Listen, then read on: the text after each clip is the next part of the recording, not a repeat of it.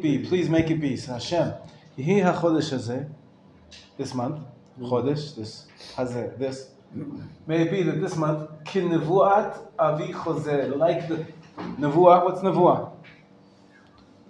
Nevuah. Prophecy, good. Like the prophecy of Avi, who's Abba? What's Abba? Avi? My father, our father. Who's our father? Who is a Chozeh? Chozeh is a prophet. It's not Chozeh. It's not just Moshe or actually, we're going to see. The prophecy comes from Jeremiah. So they're probably referring to Yirmiyahu. They call him his name, our father, our prophet. Like the prophecy of our father, our prophet, Avi, like you can say to anybody important. Avi. My father. You can call Abba to someone. An elderly person. It's our ancient prophets, is basically what they're trying to say. What is it? What did Yirmiyahu say? Yishama bebayit zeh, may it be heard in this, what's bayit? House. Zeh, this house. You notice the zeh, it's a rhyme. Kol sason v'kol simcha. The sound of joy and happiness. Sason and simcha are synonyms. Okay, kol sason v'kol simcha. This is the first part of the song. May it be in this month, like the prophet, our father, prophesied, that it should be heard in this house, the sound of happiness and joy. It's the prophet Yirmiyahu. You know these terms from the song about a wedding, right? Yes. Od yishama bebayit be'arei Yehuda v'chutzot Yerushalayim kol sason v'kol simcha. There's 5 call. The sound of 5 different types of joy. Here they just use the 2 first ones. Kol sason, kol simcha. Continues to say chazak, the strong one. God. Yemale, you will fill mish'alot. What's a she'elah? What's a she'elah? Question. A question. So here, a mish'alah, similar to that, it's like a wish. Yemale, he'll fill their wishes. Yemale mish'alot libeinu. So Hashem, the strong one, will fulfill the wishes of libeinu. Lev shalanu. Libeinu. Our hearts. He should fulfill the wishes of our heart. Amitz, again, that's another word for the strong one. Refers back to Hashem. Amitz ya'aseh bakashoteinu. He will do, what's a bakasha? Request. So fulfill our heart's wishes. He'll do our requests. Vehu yishlach, and he will send b'ma'aseh yadeinu, in the actions of our hands. Bracha v'haflacha. Bracha, blessing and success. So the second part is a prayer about Hashem. Not only should give us in this house joy and happiness, but also He will fulfill all of our wishes of our hearts. He will do our requests and send in all of our actions blessing and success. It's a beautiful prayer for a new month. Hashem should give us blessing and success, joy, happiness. Okay, the house is not necessarily 4 walls, but it means in our lives, in our families, He will give us success. Okay, so you ready? We're going to play the song, and it goes like this.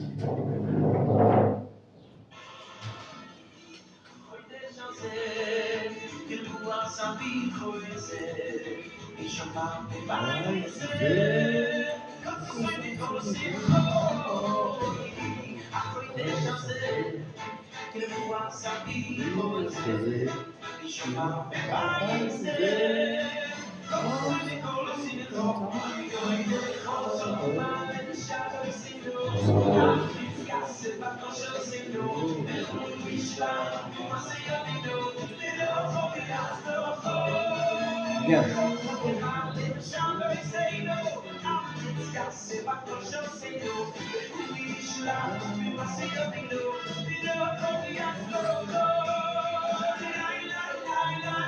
the end part.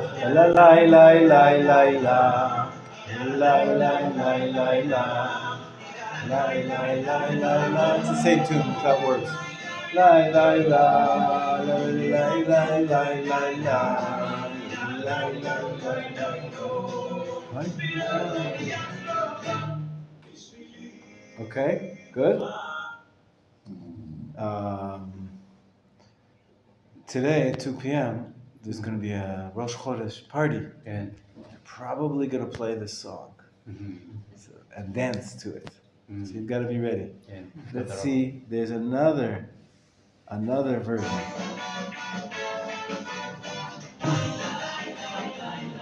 Maybe this is not the same one. Maybe it's a different tune. 1 second, we'll see.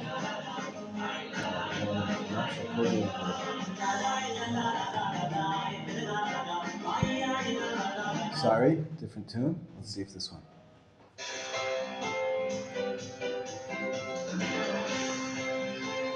The one I taught you is the most popular tune. Same words, because they're beautiful words, asking for blessing and success in this month. Sorry, it's a different tune. I want to just give you one tune. There's many tunes, but let's see. This is it.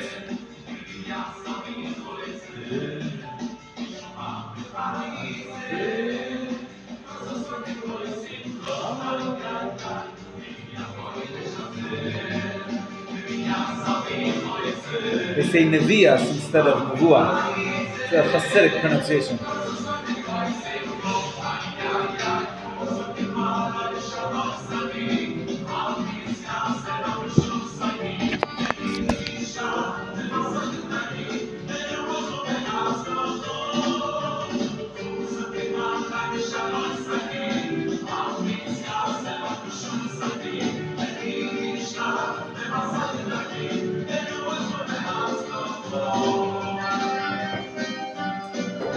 See the rhyme?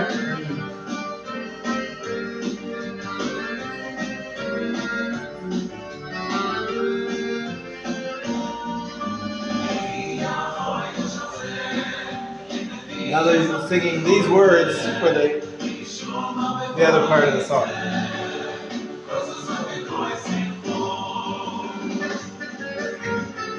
Let's try it together.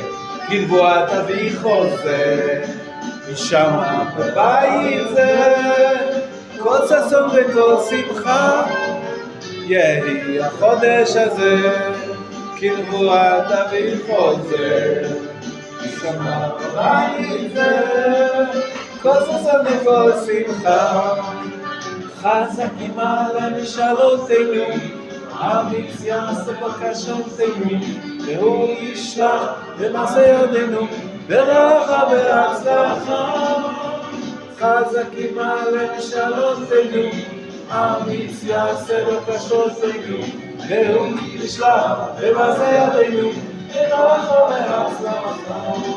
לה לה לה לה לה לה לה.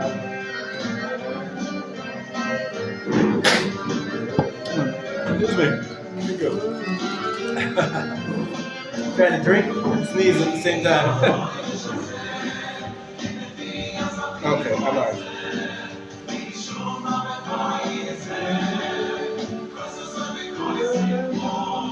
Thank you.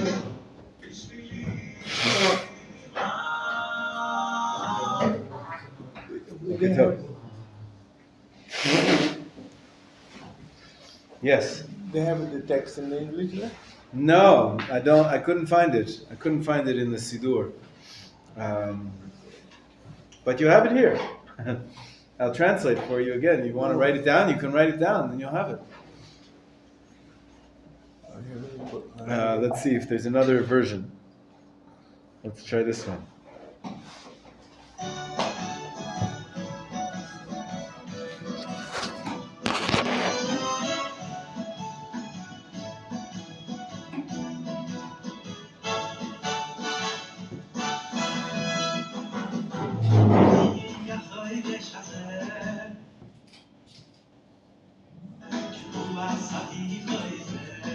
It's a different tune.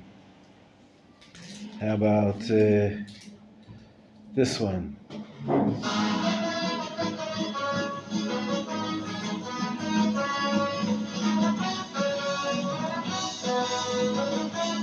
think it's a different tune.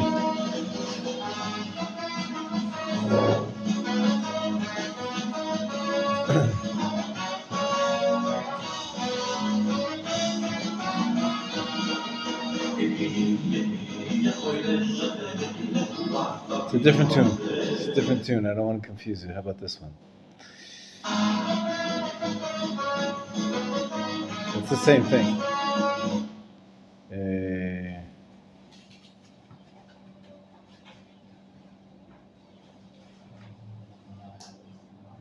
All right. So we had two versions, but we'll go back to the first one.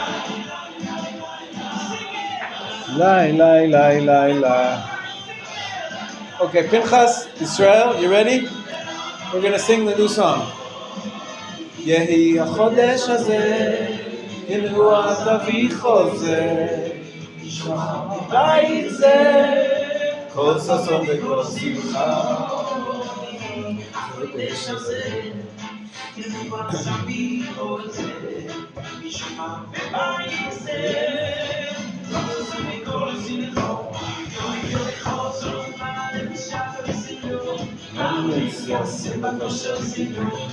וישלח במעשה ידינו ברכה והצלחה מציאס וכושר זינו וישלח במעשה ידינו ברכה והצלחה תהילה לילה לילה לילה תהילה לילה לילה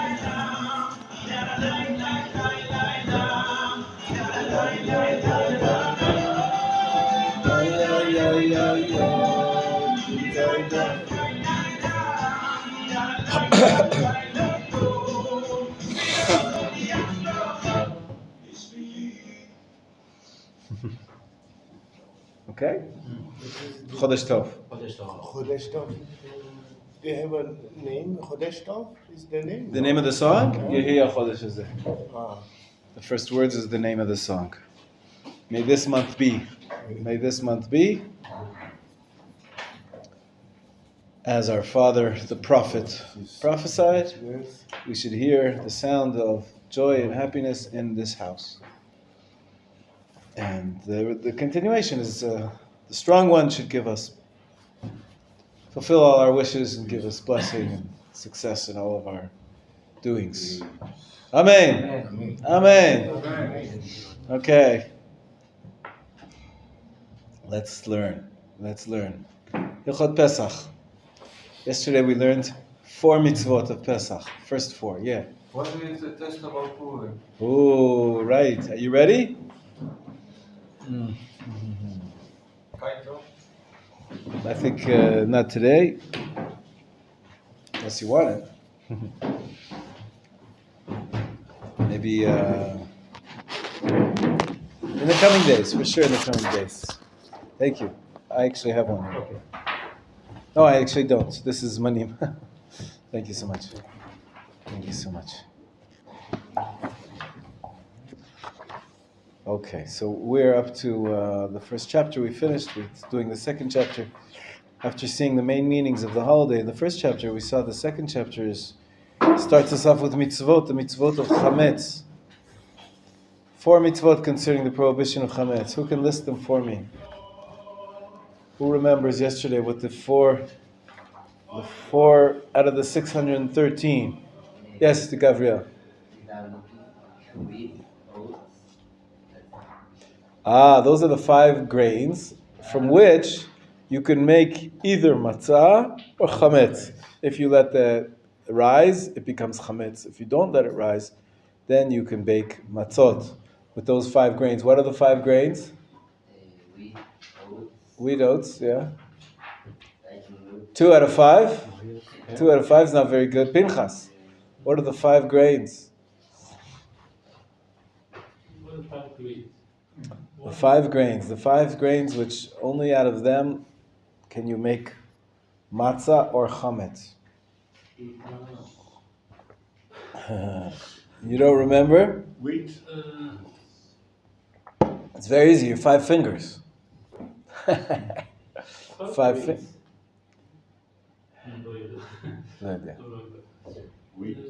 Wheat. You start with wheat. Wheat is always good. Wheat. Most people make their matzah and chametz out of wheat in these parts, but some people say that it's not so good for your stomach. A lot of people's stomachs don't digest wheat so well. I've noticed that in the last few months, I've been eating spelt for my chalot made out of spelt, not made out of wheat flour. It's a little more expensive, not very much, and it just it digests easier. It doesn't stick in my stomach for days. So spelt chalot are also kosher for challah, for lechem, for matzah. I have to go buy matzah. That's harder to find. Spelt matzot, because spelt, in order to get the matzah, we're going to talk about it, you have to guard the wheat and the kernels so that it doesn't get mixed up with water, no rain, no moisture anywhere. And so they do a lot of guarding of the wheat flour, but not so much of the spelt flour, so it's more expensive. But you can find it now. So we have wheat and spelt. Those are the first and the last. Chita, what else? Oats, barley. Rye. Rye and spelt, very good. So you got them all, yeah. Chita sora. Very good. Very good. You got them, Eitan? Chita sora. Not in Hebrew, but In English, what is it? You have wheat, barley, oats, rye, and spelt.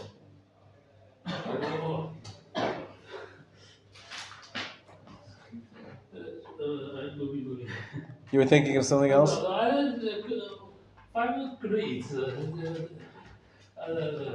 minutes. 5 species, 5 kinds. 5 kinds, yeah. The truth is, wheat is considered to be the best because it's the most delicious. Most people find wheat flour, bread made from wheat flour, the most delicious. But to other people, it depends on your stomach. Like I was saying, some people prefer to have spelt bread because it's easier to digest. Some people like oats, all the various 5 kinds. Wheat, barley, oats, rye, and spelt. To tell you the truth, that's the list from the Talmud. Shibolet shu'al is the word for oats in the Talmud. Shibolet shu'al. You need a pencil? Here, yeah. There you go. Those are the 5 types of grains, which have special status. Only breads made of those 5 grains have the bracha of hamotzi and mizonot, if it's cakes, right? And only those 5 grains after bracha is going to be birkat hamazon, if it's bread, ala michya, if it's cake. Oats too, yeah, oats too. If you make bread from oat flour, you say birkat hamazon afterwards. So this is what I was starting to say, that the term in the Talmud is chita seora, shibolet shu'al, shifon, and kusmin. So the word shibolet shu'al is usually, it's been traditionally translated as oats. That's why we say oats are one of the 5 grains. However, there is a debate. Some scholars claim that it can't be true. Shibolet shu'al cannot mean oats. They claim that there was no oats in the land of Israel in the times of the Mishnah when this was written. Other scholars fight back and they say, sure, there was. Either way, the tradition is that we follow the tradition. And the tradition says that oats is one of the 5 species. And therefore, if you make oatmeal, you cook up oats into oatmeal, and they become a mush, you make borei minei mezonot. And if you take oat flour and you make bread, you would say hamotzi lechem min haaretz. And if you make matzah out of oats, you would make the bracha on the matzah. Hamotzi lechem min haaretz. And the first night, you make a second bracha, al achilat matzah. So you can make matzah out of oats, according to most poskim. But there is a debate. And the reason why is, I said to you yesterday also, and why those scholars, their claims make a little sense. This is just getting cold air on me. I don't like that. Maybe.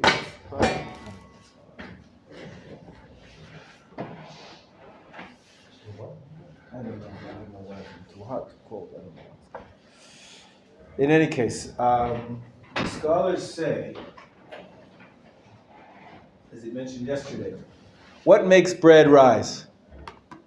The air puffs up the dough. Why does it puff it up? So there's time, right, over time. So you have a dough of... here's a dough, okay? It has flour and water. Bacteria, right? Sorry? The bacteria. So there's bacteria always in the air. So I said, if you leave a dough, it'll rise even without any adding yeast. You don't have to add yeast because there's yeast in the air.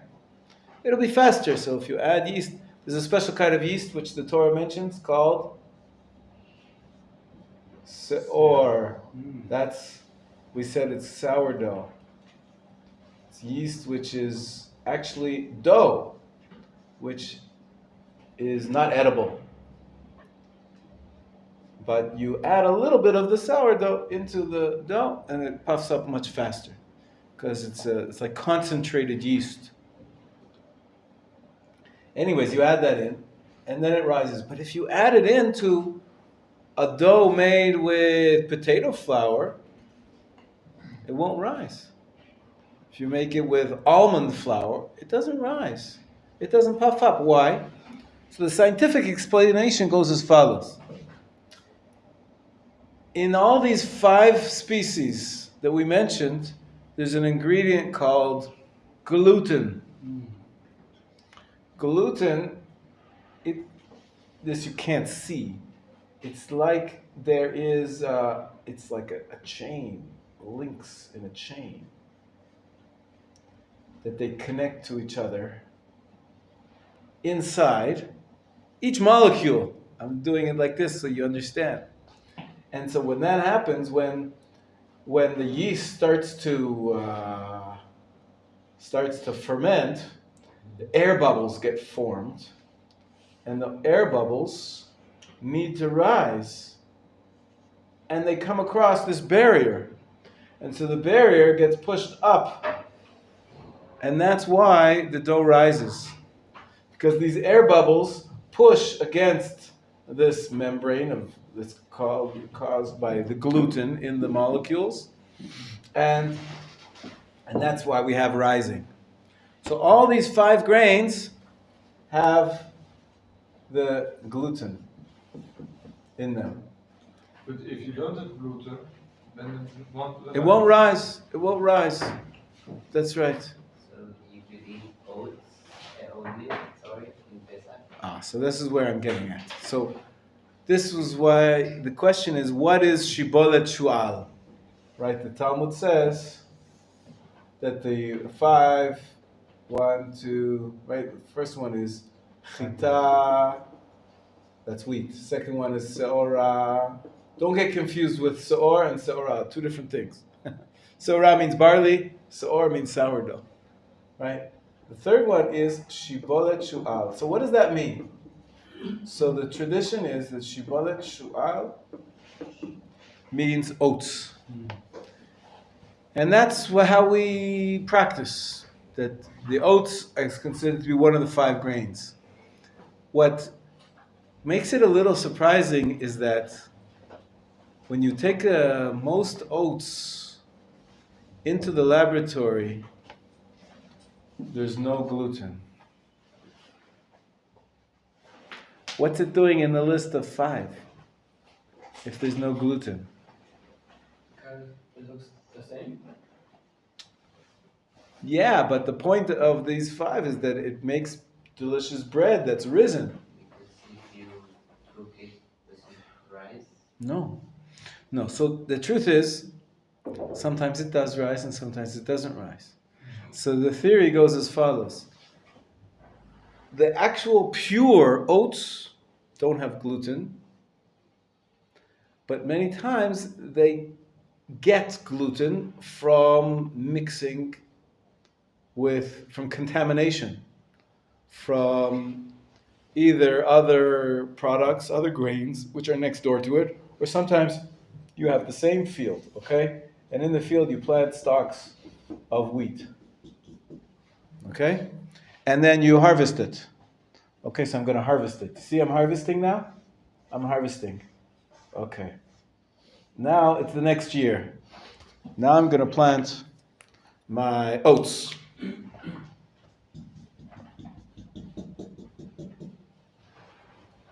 Do you see the contamination? There's some leftover wheat mixed in with the oats from the previous year. And so most people understand that most of the oats you buy on the market, they do rise, and it's contaminated.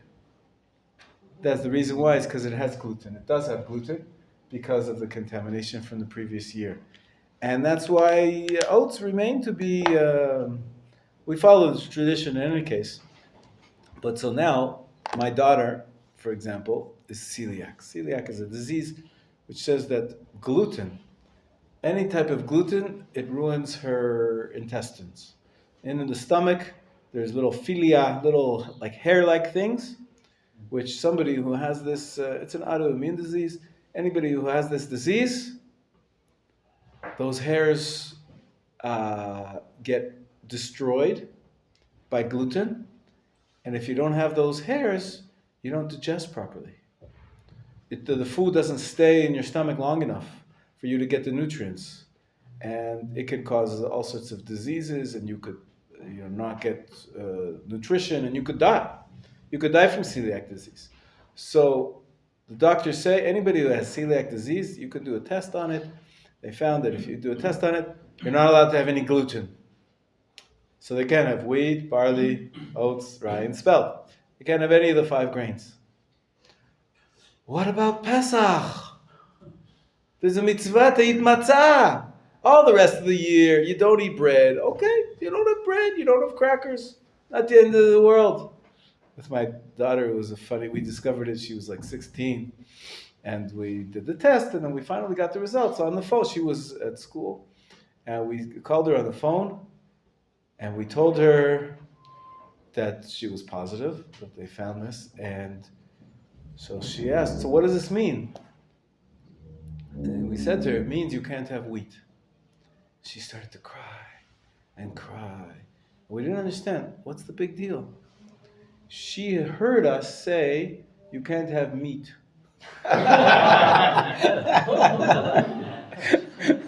And then when we said to her, no, meat is fine, it's just no wheat. She said, oh, okay, no big deal. So you don't have cookies, you don't have regular bread. There's breads you can make with potato flour. There are some fake breads that you can make without gluten. It doesn't taste as good, but it's not the end of the world. The only big problem is Pesach. Because Pesach, the halacha is, you can only make matzah out of the 5 grains. She can't have them. So to this day, she doesn't have matzah. She can't. She has a very severe case. Some people use the following trick. You already can figure it out from what I've been telling you about the oats, right? About 20 years ago, a religious Jew who has celiac, or his wife was celiac, I don't remember, he decided to go to a farm in England and make a deal with them. And he made sure that let's grow a field with no contamination, only oats, pure oats, year after year after year, and then we'll test them. And they did. And they found that, these oats have no gluten. And he baked matzah from them. And people who are celiac, most people who are celiac, can have matzah made out of one of the five grains, shibolet shua oats, and it doesn't hurt them, and it's not dangerous. And that's a good solution, at least for once a year. I have a daughter-in-law who's also celiac, but not a severe case. She can have it even once a week. She's tried it after many years, checked with the doctors, the doctor did tests on her. For her level of celiac, the oats, if they're non-contaminated oats, they don't have any gluten, she can have them.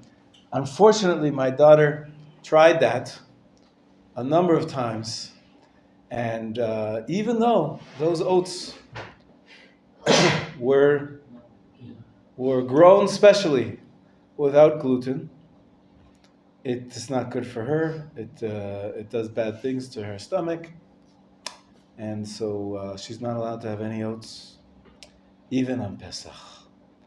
And it's of course danger to life. It's a danger to her life. So she doesn't eat matzah. She's exempt. Ones, Rahmana Patre, that in case of extenuating circumstances, you're not allowed to have gluten. So she doesn't eat matzah. She eats something that looks like matzah, but it's not really, she can't make a bracha on it. You can only make a bracha if it comes from one of the five species. And my daughter-in-law, she does. She has oat matzah. And sometimes she has oat challah on Shabbat. And she can make a motzi lechem in her heart. And she can make birkat hamazon. What that means is that my daughter never says birkat hamazon. And never says ala mechia. She can say ala gefen and ala perot, but not ala mechia. Right? There's two other versions of the shortened bracha for eating the species, the seven species, the fruits of the seven species, and for drinking wine. There's a special after bracha. It's called the like three blessing, me'ein shalosh. Okay, now I'll take questions. Yes, who was waiting? Yeah. Couscous is wheat. Wheat. How gluten? It has gluten, of course. Excuse me? You read? Yeah. The couscous has no gluten? You also are not allowed to have gluten, so you should not have couscous. Couscous is just like wheat flour. It's wheat. Pesach, everybody's not allowed to have couscous. That's chametz. Couscous is chametz. Matzah made out of what? So gluten. Yes. All matzah has gluten except for these special oats matzahs, the specially grown oats that have no gluten. If you have a rabbi supervise that these have not been contaminated, they make special kosher for Pesach oat matzah. And oatmeal? Oatmeal is a big problem. You're making it chametz. The standard is most oats we assume as one of the five grains. If you take some water and you pour it into your oats on Pesach, you're probably making chametz gamor. Now there's a doubt about it because, maybe shibolet shua meant something else. Maybe it's not a correct identification. But the standard practice is that oats are considered to be shibolet shu'al. And if that's the case, chametz, it's called chametz. Yeah. Only these special oats which were supervised that they're not contaminated, the rabbis allow it, and they say if you make it the kosher way, you bake matzahs. We're going to see how to make. I mean, all matzah has wheat in it, but you bake it in a special way so it does not become chametz. So if you have oats, you can maybe bake them in a special way and make oat matzah, but you cannot put it in water. To make it with water, to make a dough with water, you have to be very careful. 18 minutes, we're going to see how you have to make the matzah in a very special way, a very quick way, just to make oatmeal. I'm worried that it'll become chametz. I think it's a big problem. No. The standard is that oats are one of the 5 grains, and therefore they can become chametz very easily, unless you make them in a very special way to make them matzah. Okay? Non-chametz. Of course, there has to be a way to make them non-chametz, because that's what matzah is. Matzah is one of these 5 grains that you make them in a special way so they do not ferment, they do not become chametz. Okay. So those are the 5 grains. Everybody know them off by heart now? Aaron? Yeah. Good. Wheat, barley, oats, buckwheat. No! Big mistake. Buckwheat is not one of the 5 grains. One second. Buckwheat is a legume. Okay, rye. That's kusemet. Kusemet is buckwheat, and it's not one of the 5. I translate from Chinese. Ah, I see. Ah, that's the problem. The Chinese. Wheat, You were going well. Wheat, barley, oats. barley, The last 2. oats, rye. Rye and kusmin is not kusemet. Kusmin is spelt. So rye is chiffon and kusmin is spelt. Yeah, Wheat, barley, oats. Rye and spelt. Chiffon and Chinese is much kusmin. easier. Okay. If you don't confuse kusmin and kusemet. They sound similar at the beginning, right? Kusmin is spelt, but kusemet is buckwheat, which is, and even though it has the word wheat in it, it's not wheat. It's kasha. It's a legume. It's not chametz. Okay, what is prohibited with chametz? So you know you're not allowed to eat chametz. What else? Say again? To possess it. Good. So the words in the Torah is bal yera'eh u bal yimatzeh. It should not be seen and it should not be found in your possession. So to see it, if it belongs to you, and to have it in your possession. So that's 1, 2, 3. Eating bal yera'eh and bal yimatzeh, not to have it seen or found in your premises. Sorry? Get rid of it. And the fourth mitzvah is a positive commandment. Positive commandment with chametz? Yes, the positive commandment is to destroy the chametz. Now becomes the question, what happens if you have no chametz? Do you have to buy some in order to destroy it? No. You don't have to, but we sometimes do something similar. What do? When do we fulfill the mitzvah of destroying our chametz? Go to the neighbor. When women make the bread. Nope. When do we fulfill the mitzvah of destroying the chametz that we own? We mentioned it yesterday. What day? On the 15th. 2 hours. No. 14. 14th. 14th, not in the afternoon. 2 hours before. 2 hours before the afternoon. 1 hour before 2 hours before we stop eating. 1 hour before we have to burn all of our chametz. That's the end day. That's the last time we have to burn all of our chametz. So we do something similar because we want to have something to burn. We have big houses nowadays. Even somebody who lives in an apartment building usually has a room for sleeping in, and then a kitchen, and then a place where you can sit down on a couch, and then you have maybe a bathroom, and then you have a laundry room. So many rooms. In the ancient times, people lived in one room.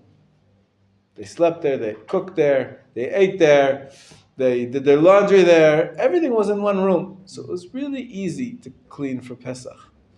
So nowadays, to get rid of the chametz, we usually prepare ahead of time. And we clean very well, and we're very careful to get rid of everything. It comes the 14th, an hour before midday, we have no chametz. We have nothing to burn. When do we have to clean for Pesach? At the bare minimum. When do we have to clean and make sure our houses have no chametz in them? Is it enough on the 14th in the morning? No. The rabbi said you must clean for Pesach your house. It's not enough on the 14th in the morning, an hour before. That's when you have to burn it. When do you have to clean it? 13. Close? 12. No. 10. The 14th at night. Well, The 14th at night, meaning the beginning of the 14th day. the kashering of the... No. It's called bidikat chametz. Ah. Bidika means examination, but really the best translation is Search. search and destroy. Your search and destroy mission starts on the night of the 14th. You actually do the destroy part With the an hour. You use a candle so you can see into all the corners. That's when, in the old times, people used to clean their houses for chametz, for Pesach. The night of the 14th. Why not 13th during the day with the sunlight might be better than candlelight? So the sages discuss this, and they say, although sunlight is good, it's not good for looking into the corners. So if you clean during the daytime, you'll get all the obvious pieces of chametz, but you won't look in the corners. If we make you clean at night, you're going to have to use a candle. And the candle is good for looking into all the corners to get even the small, pieces of chametz.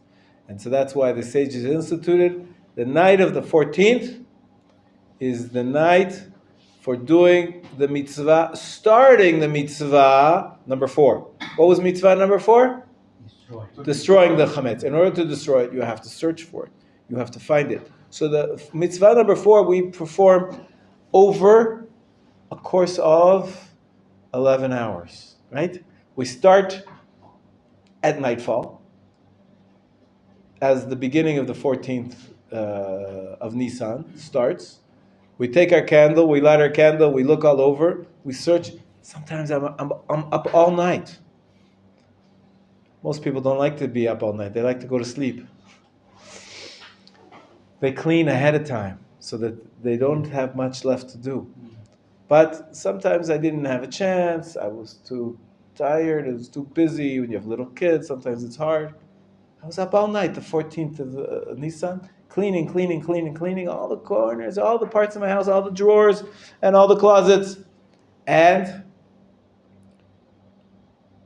then the morning comes, continuing to clean. I'm not finished yet. Continuing to clean until 1 hour before midday. You burn whatever chametz you found, and then you're done. You're free, chametz-free house. You declare your house is chametz-free house. Okay? Now when do you think we say, like every mitzvah, there's a bracha. Every positive commandment, we have to say a blessing beforehand. When do we recite the blessing? On this fourth mitzvah, the mitzvah to destroy your chametz. When do we make that bracha? You would say when we burn. What do you think? When we burn the chametz? Yeah. Incorrect. It's a little surprising, but from my presentation, you should understand what's the second choice. When we begin checking, searching for the chametz. That's the beginning of the mitzvah of destroying it. And that's the beginning of the night of the 14th. That's when we make the bracha on the mitzvah. We continue the mitzvah. It's surprising. Most people go to sleep in the middle of doing the mitzvah. You complete it by burning the chametz the following morning. But you make the bracha at the beginning of bedikat chametz. And right at the beginning of the night of the 14th, the eve of the 14th of Nisan. Because that's the fourth mitzvah, to get rid of the chametz. Now, what happens if you cleaned your house ahead of time? Let's say you live in a house where there's no small children hiding little crackers and crumbs everywhere. You're very tidy. You're very neat. I think Eitan's house is probably very neat. You look throughout the whole house. Let's say you prepared on the 13th. You prepared on the 12th. Now I've learned my lesson. I've already started cleaning for Pesach. A month in advance. Because I have a bigger house now. I have to clean ahead of time. Most people clean before the 14th even arrives. I've cleaned so well. My house only has matzah in it and non-chametz items. Fruits, vegetables, everything that we're going to talk about. This says kosher lePesach on it. There's no chametz in anything. I didn't, but I started. But let's say I get to the night of the 14th. No chametz. No chametz. I have nothing to burn. On the 14th, an hour before, right? You're supposed to burn your chametz. Search and destroy. That's the mitzvah. We'll make a bracha over it. But if I have nothing to destroy, how can I make a bracha? If I have nothing to search for and to destroy, there's no chametz. So the custom is, you don't really have to. You don't have anything to destroy. You don't have to do the mitzvah. The custom is, we make sure to have some chametz. Usually, for this search mission, when we make the bracha, b'dikat chametz, we light a candle, and we walk around the house to look in all the corners. Usually, most people follow the following custom. You know what I'm talking about. What am I talking about? What do you hide? You hide some chametz. You hide some chametz. How many pieces? Custom usually is to hide 10 pieces of chametz. It's a nice Kabbalistic number.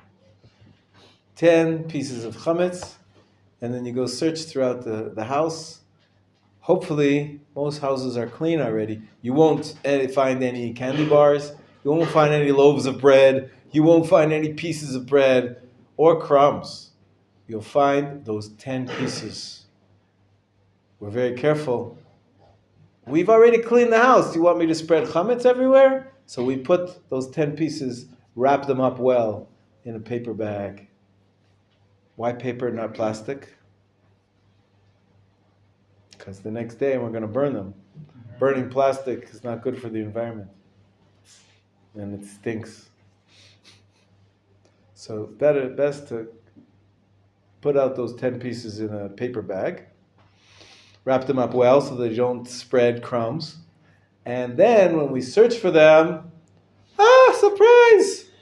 We found chametz. And the following morning, we have what to burn. Up until an hour before midday. And we fulfilled our mitzvah number 4 of destroying the chametz. Really, we've been fulfilling it when? The 13th, the 12th, the 10th, even a month before. If you're cleaning out your house, getting rid of all your chametz, you look in your closet, you say, couscous! The rabbi told me couscous is chametz! So you give it to your non-Jewish friend, or you throw it in the garbage can. So you've already done the mitzvah of getting rid of your chametz. So we do it officially, again, on the night of the 14th. and the morning of the 14th. But really, you're doing it all along. Whenever you're cleaning, you're doing the mitzvah of getting rid of your chametz ahead of time. You're even earlier. As I said, our houses are bigger. We have more stuff. We have more danger. When we have more food. In the days of the sages, the night before was just fine. And nowadays, good morning. Chodesh Tov.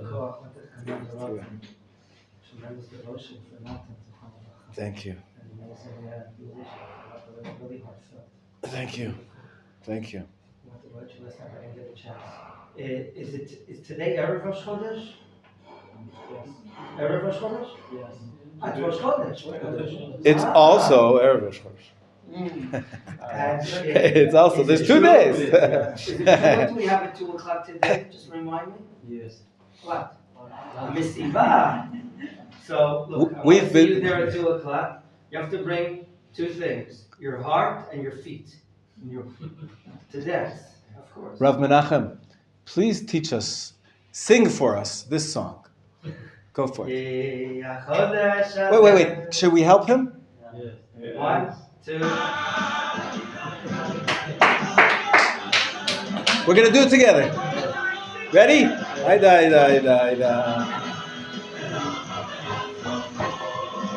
יהי החודש הזה כנבואת אביכו זה ישמע ויצא כל ששון וכל שמחה. One more time. יהי החודש הזה כנבואת אביכו זה ישמע ויצא כל ששון וכל שמחה. חזק ימלא משאלותינו אמיץ יעשה בקשותינו הוא ישלח עשייתנו.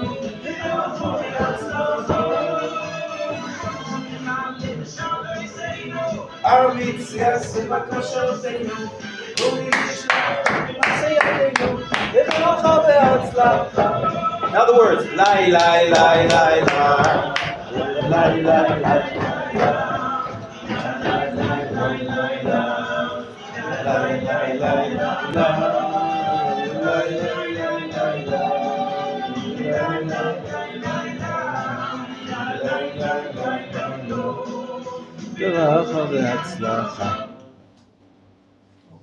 Got it? Yes. Should I send you the link to this song? Okay, what else?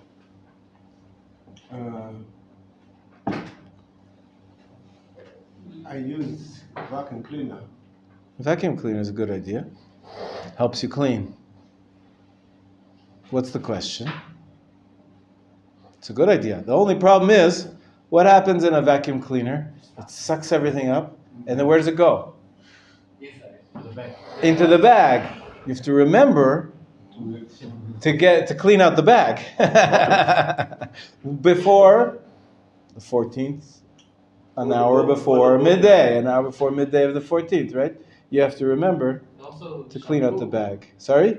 A lot of shampoo has chametz. The chametz in the shampoo is not edible, and we'll see that if it's not edible, it's not a problem. But there is some shampoos that say on them kosher Pesach. Believe it or not. So, but Soya sauce. soy is made with wheat. Most soy sauce has wheat in it. That's chametz gamur. It's called absolute chametz. It's been cooked. It's wheat. It's been cooked. It's for sure chametz. There's some soy sauce you can buy without gluten, without wheat. Usually it's poor quality, but.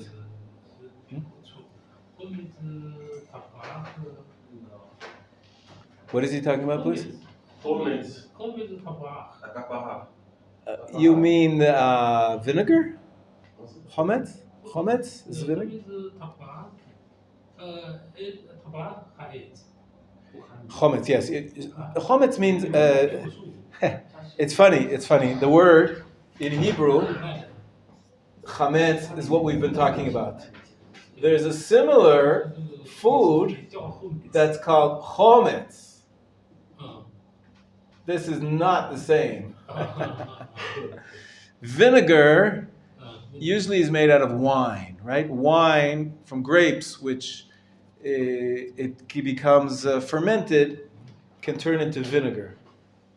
It's used for cooking and things like that, right? For salad dressing. That's vinegar. That's not chametz, it's grapes.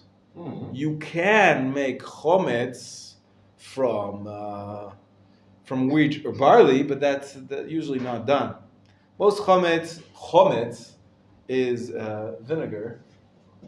It's made from wine. If you make it from apples, apple vinegar, tapuach etz, why would it be prohibited? It's not from the 5 grains. So don't confuse vinegar chometz with chametz. Two different meanings of similar words, two different words, but they sound alike. Some rabbis say, there's some communities, we're going to discuss it more, are very machmir, they're very strict about Pesach. These 4 mitzvot out of the 613, it's not just one. The Torah says not allowed to eat it, you're not even allowed to own it. We see the Torah cares very much. We shouldn't have any chametz, any little bit of chametz. To eat chametz on Pesach is one of the worst sins. So there's a lot of stringencies. Strict. Lehachmir. Machmir. You should know that word. To be machmir. To be very strict, stringent. Say that in Chinese. Lenient, what's lenient?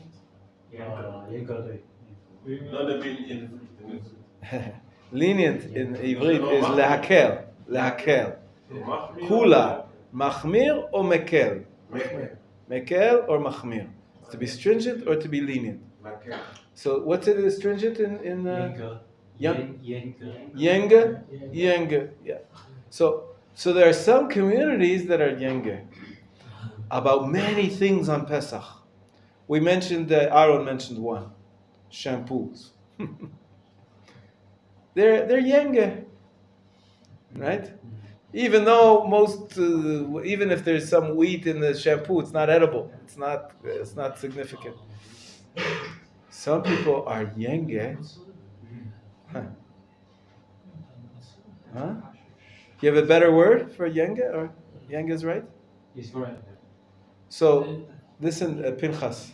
Some communities are yenge about chometz because of the word. Because the word chometz sounds like chometz. They're two separate words. But because the word is similar, they say no vinegar on Pesach. It's a little bit extreme, and but maybe one person will get confused, and then they'll see chometz in your house, they'll see vinegar in your house, a bottle, and they'll say, "Oh, chometz is allowed." Okay, so they'll have a piece of bread. Who knows? Who knows? So there are some communities that are machmir, but I think it's extreme. It's extreme. Because the Chinese, they make the vinegar is from the rice and wheat also. Ah, yeah. So Vinegar is very common to see apple. apples common. Most is wine vinegar, I think, but a lot of the apple vinegar. But cider is something else. But okay. So these are the 4 prohibitions. Don't eat it. And especially if it's food, you don't want to have anything in your food that might have a little bit of chametz in it, every little bit. So we have to learn more details about these 4 mitzvot, yes. With the vacuum cleaner, The vacuum cleaner. you take, but you must burn also the bag. No, I'll tell you, listen, most of what you get when you vacuum is dust. Yes. Yes. Dirt. Yeah. It's not chametz. No. But if you go in the kitchen or You could have some chametz in there for sure. That's why you have to clean out the bag. Now, what do you do with your chametz? If you're cleaning on the 13th, if you're cleaning on the 12th, if you're looking at your closets on the 11th, a week before Pesach, and you see, couscous, do you have to burn it? You don't have to burn it. You can give it away. You can throw it away. As long as it's not yours, you don't have to worry about it anymore. If you put it in the garbage bin, it's good enough. Only on the 14th, when you should have no more chametz in your house, then whatever's left, we burn. So if you leave over 10 pieces of bread, you burn 10 pieces of bread. And if you find maybe some couscous that you forgot, and you find it on the 14th at night, maybe you should burn it. But you don't have to. You don't have to burn every chametz. So if you have the dirt inside your vacuum cleaner, as long as you clean it out before that's good enough. The bag. So some people are very machmir about chametz. Anything that touched chametz, I'm worried that maybe there's a little bit left. It's not edible. It's not edible, you're right. And it's not sticky either. Like, I could understand, when you eat a greasy food, some of the food sticks to your fingers, right? And when you have a greasy food on a pan, sometimes there's leftovers that's stuck to the pan. You have to put soap on and scrape it really hard to get it off the pan because it's sticky. And so some people think that maybe with chametz I should do the same thing. It touched the bag, maybe it left some residue, some leftover on the bag. And so I shouldn't use the bag on Pesach either. It makes sense only if it's something sticky. If it's something that's going to leave a residue. But if you clean it off very well, for example, let me give you an example. I sometimes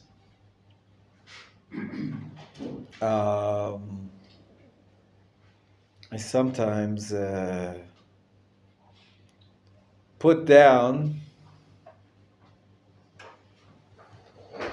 a cookie in the Beit Midrash while I'm eating. Sometimes put a cookie there on the table. What are we going to do on Pesach? Are we going to burn the table? We clean off the table. How much residue does a cookie have? So you make sure we clean it. We're going to clean the whole yeshiva. And you make sure that there's no more crumbs. It's not a very sticky thing. If it's in the kitchen, we're going to see there's other customs. In the kitchen, we're more machmir, yenge. But most, like in the Beit Midrash, it's not sticky chametz. So you clean it off. And it's better. It's mainly for books. It's mainly for learning. Sometimes, once a while, you put a cookie there. You don't have to burn the table. You don't have to destroy it. So everything that touched chametz, like your vacuum bag, you don't have to destroy the bag. The chametz inside of it, you got to make sure that it's clean, that there's no more chametz left. If you can, put the bag into the washing machine. That's the best. Yeah. That's the best. And it gets very clean. But you don't have to destroy the bag. The medicine. Medicines. We're going to talk about medicines. It's a whole chapter on medicines. We'll talk about it. Most medicines don't have chametz in them. But if they do, you don't want to be eating chametz on Pesach. The medicine, usually you need to have your medicine. So sometimes you should look for a replacement that doesn't have chametz. But we'll talk about it. We'll talk about the details a little bit. All right, let's open up the books. Chapter 2. We learned the general rules. We talked about dough. Now, when does a dough become chametz? Because you need dough for matzah also. So when do you know that you've waited too long? So we know that there's an 18 minutes. 18 minutes is not, that's an estimation. But if you have lots and lots of yeast, it might rise faster. So let's see what are the signs and what are the rules about chametz. Let's look at page 17. Page 17, that's section 4 in chapter 2. The definition of leavening dough. I'm realizing now that if somebody's watching this on YouTube and they want to follow along and they don't have the book, they're going to look up the book on the internet. On the internet, they have the third edition, not the first edition like we have. So the page numbers are not going to be the same. Maybe the words are going to be a little bit different also, but the same, most of it is the same. Okay, who can read for us number 4? Eitan, why don't you read first? The definition of leavening dough. As we have learned, the difference between bread and matzah is that the dough, how do you say this word? Dough. It's Dough. silent G. Silent G. The Dough. used for making bread is undergone a leavening process resulting from the fermentation of ingredients within the flour that have come into contact with water. In order to complement the leavening process, bakers customarily mix flour into the dough, causing the dough to ferment more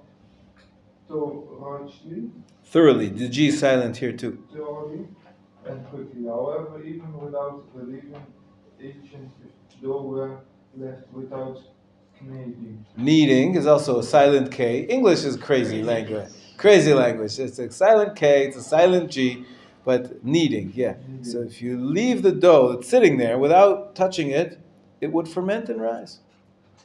It would ferment and rise. Therefore, when preparing the matzah, one must work quickly to ensure that the leavening process within the dough does not begin. As long as the dough is in motion, being kneaded, it does not become chametz. Even if the kneading were to continue an entire day, the dough will not become chametz.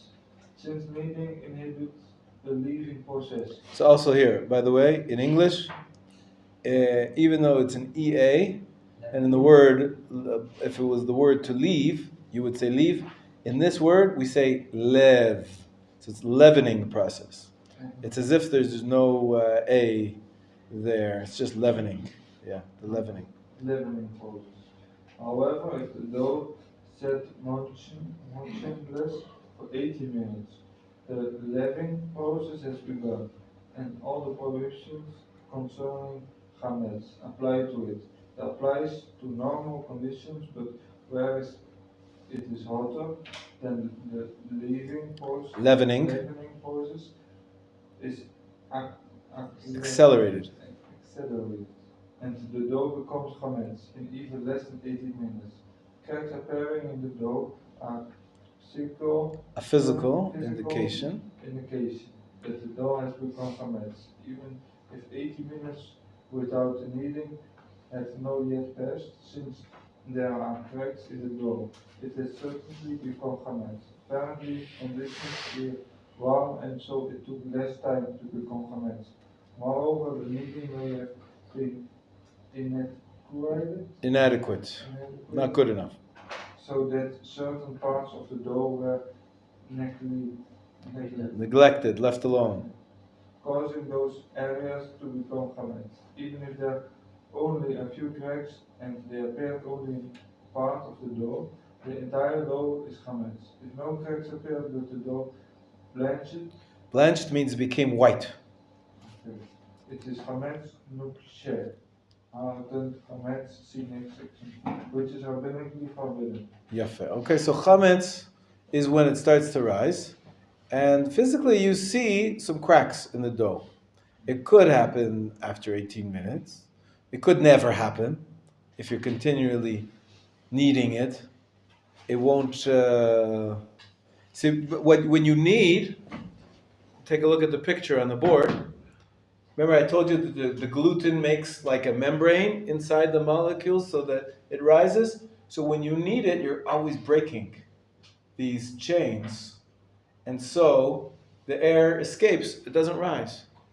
So as long as you're moving the dough, you never get this membrane. and therefore the dough doesn't rise. So if the dough doesn't rise, it's not chametz. And so you can keep moving it and keep touching it. But if you leave it alone, then those chains get attached, and then it becomes chametz because it'll start to rise, and the cracks will show up in the dough, and that's what happens. Okay. Let's see. The next section says there's also a biblical level and also a rabbinic level of definition of chametz. Go ahead, Eitan. Chametz nukshe. Chametz nukshe. The chametz that the Torah forbade is chametz chamur. Gamur. Gamur. So what does the word gamur mean? Absolute. Absolute chametz. Chametz gamur. You remember I used the word beforehand. We were talking about if you have oatmeal, maybe. If you boil up your oats on Pesach, you might be making chametz gamur. Absolute chametz. But some people say beseder gamor. That's right. This is absolutely beseder. Okay. Gamur means absolute. Absolutely. Beseder gamur. Absolutely good. I thought first like, why they say gamor? Why they call it? No, not chamor. Chamor is an ass. No, beseder gamur. Or so gamur means absolute. Absolutely. Yeah. So chametz gamur is absolute. Chametz, biblical level. The Torah forbade things which are for sure chametz. Meaning That the leavening process has been completed and the food has become edible. But if fermentation had begun but not concluded, and from the outset the food was barely edible, then it's called chametz nukshe. According to the most poskim, chametz nukshe is forbidden by Torah law. is not forbidden by Torah law. Important word you skipped.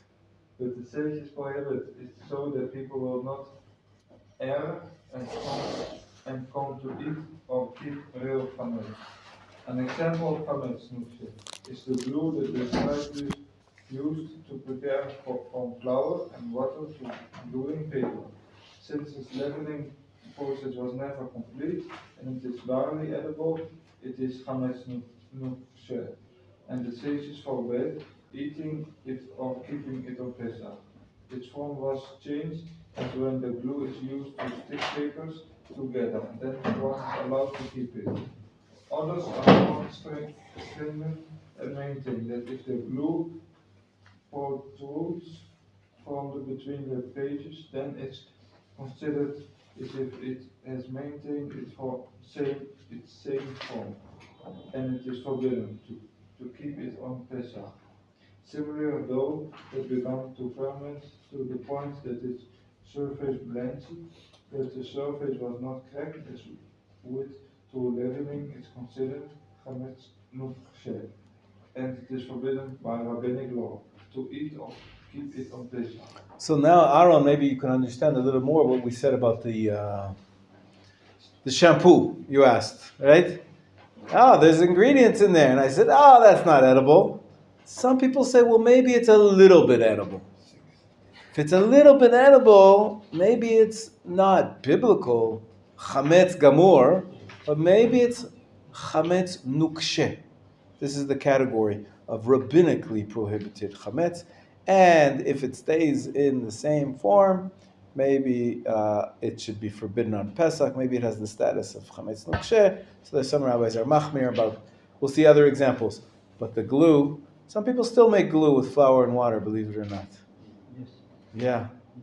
Yeah. So that would be prohibited rabbinically. It's not really edible. Who eats glue, right? But it's a little bit.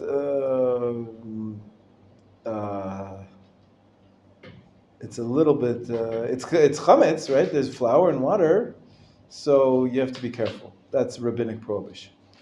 Okay, when is it clear that you're allowed to eat it? That's the next section, section 6. Hananel, will you read for us, please? That was originally fit for eating, but that became oily or strong to the point that it is not fit for human consumption. It still considered chametz gamur, since it can be still used as a leavening forbidden food became no longer forbidden once they are no longer fit for human consumption. And this is different since it can still help in the preparation of food. It is like Sheol, which serves as a living agent and is therefore considered harmless. Okay, stop there for a second. So if you find a piece of bread in the back of your closet, full of mold, black, green. Have you ever seen something like that? I remember when my kids were small, you unpack their backpacks to go to school, and every day you send them a sandwich. Sometimes they don't eat the sandwich. The sandwich stays in the bottom of their bag. You pick it up, and it's disgusting. A moldy sandwich. You've seen this before? Now it's Pesach. Is that prohibited or not? It's disgusting. Nobody in their right mind would eat that. Doesn't matter. It's still chametz. He explains here you could use it to make another loaf of bread because it has the yeast in it. Anything that's leavened has the ability to pass that on to something else. It's still prohibited. Chametz, which is spoiled, that's why we're looking for. When I had little kids, first place to look before Pesach is in their school bags, in their cases. Maybe they left something, some piece. Maybe I left in one of my jackets, in a pocket, or I have a bag, a suitcase. Maybe I made myself a sandwich before I went on the plane, and I didn't unpack properly, and it's still there. It's moldy, it's disgusting, it's 3 months old. Still chametz, gamur. Even though it's barely edible, it's still prohibited. We get rid of it. Only, go ahead. However, Hananel, continue please. However, if it becomes so spoiled that it is not fit for consumption by a dog, then it is not considered food at all. Therefore, the law of mess does not apply to it, and it is possible to keep it during the Sabbath and to gain benefit from it. Oh, okay. So you know how to test it? If you find an old sandwich, I don't know why you'd want to keep it anyways. But let's say you don't want to burn it, you don't have enough matches or whatever. So you take it to. I used to have a dog called Rover. Rover, it's a name for a dog. What's a name for a dog in Holland? Classic name. Fido? Snoop. Okay. Yeah? Snoop Dogg. What about does anybody have dogs in Malaysia? What's a good name for a dog?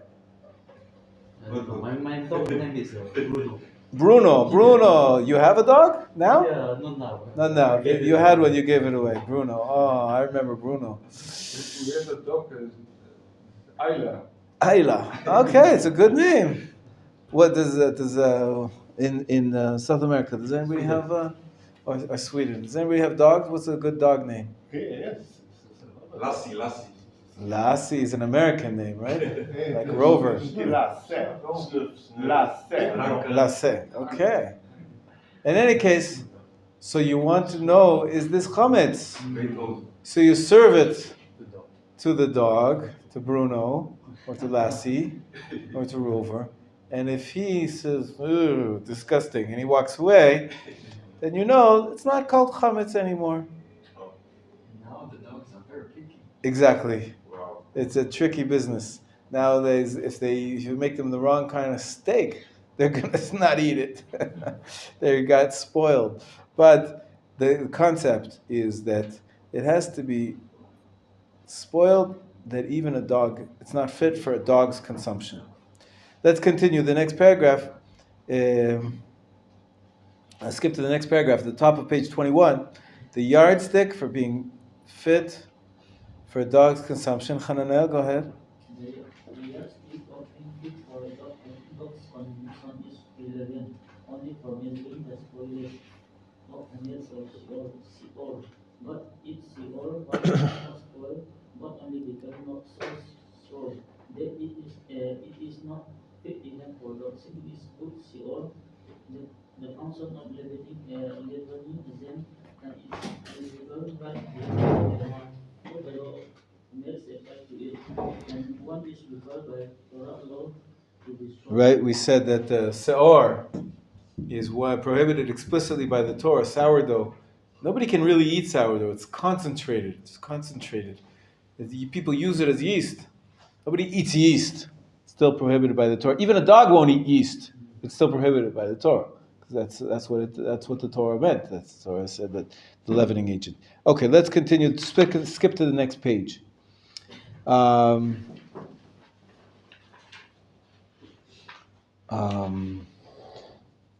7, top of page 22. Aaron, will you continue read for us, please? Ways in which there is no leavening. As noted, there are 5 types of grain that can become chametz after touching water. However, if they are roasted in fire, they can no longer become chametz, and in principle they may be mixed with water.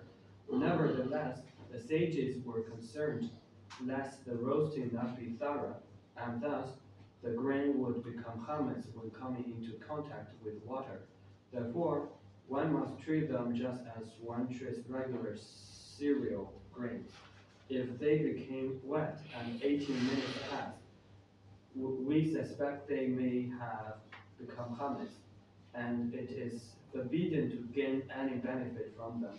One must destroy them. I go back to your oatmeal, right, Gabriel? Back to your oatmeal. Even some of the oatmeal that you're going to make, it's been roasted or whatever it is, you don't mix it with water because it may become chametz very quickly. Go ahead, Aaron. The above concerns kernels of grain that were roasted with fire. But if it was flour that was roasted, there are Rishonim who are maintaining that one need not suspect that the flour was not roasted well. Thus, it is permissible to mix such flour with water or in a cooked food without concern for chametz. However, many Rishonim hold that in case of flour as well, one must be concerned that it may have not been roasted thoroughly. The Aharonim rule that one must not mix roasted flour with water or in a cooked food, lest it become chametz. Nevertheless, if one did mix such a mixture, even though it is forbidden to eat it, it is permissible to keep it until after Pesach and to eat it then. However, concerning matzah that was properly baked, it is agreed that it cannot become leavened again. Accordingly, it is permissible to soak matzah and matzah meal in water, and indeed, this is what most people do.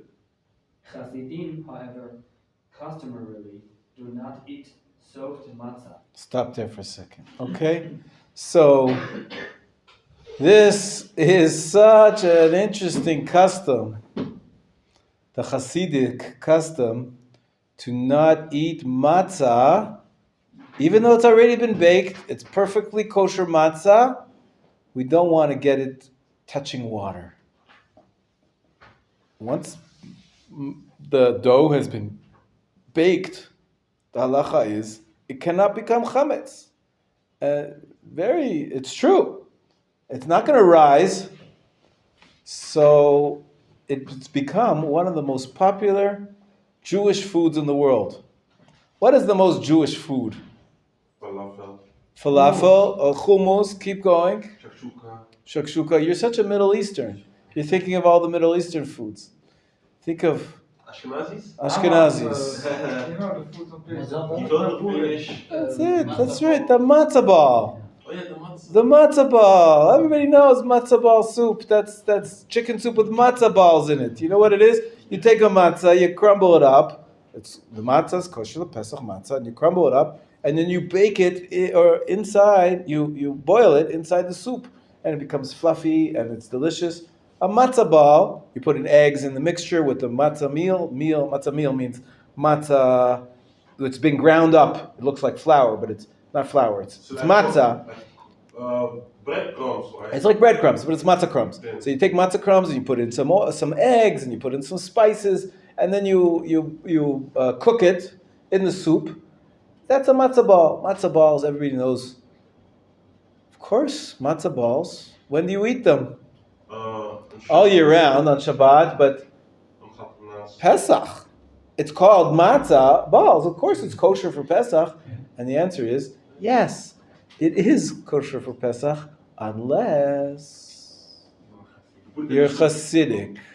If you're Hasidic, you don't want to be mixing your matzah crumbs, even though you've ground them up like breadcrumbs. The matzah crumbs, it's called the matzah. Let's say the matzah is kosher for Pesach, but the crumbs, you can't mix them with egg. You can't mix them with water. You can't mix them with anything, according to this custom. This custom has a name. Close. There's a name in Hebrew and a name in Yiddish that you need to know. The word in Hebrew for broken, broken up, gebrocht, like breaking. Gebrocht, brochen, right? Okay. So gebrocht is the Yiddish word for broken matzah. It means matzah that's broken, and then you mix it with water. You're not allowed to eat gebrochs or gebrochts. In Hebrew, it's a better word. In Hebrew, it means soaked matzahs. Shruya.